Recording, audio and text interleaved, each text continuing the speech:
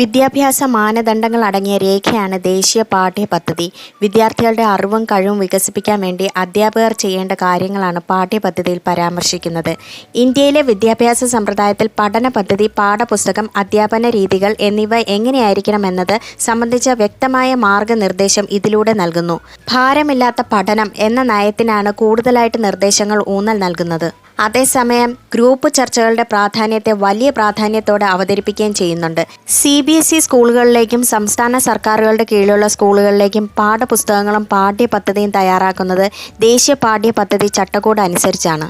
പുതിയതായി രൂപീകരിക്കുന്ന പാഠ്യപദ്ധതി ചട്ടക്കൂടുകൾ പൊതുസമൂഹത്തിൻ്റെ കൂടി അഭിലാഷങ്ങളും ആവശ്യങ്ങളും പ്രതിഫലിക്കുന്നതായിരിക്കണം എന്നതാണ് സംസ്ഥാന സർക്കാരിൻ്റെ നിലപാട്.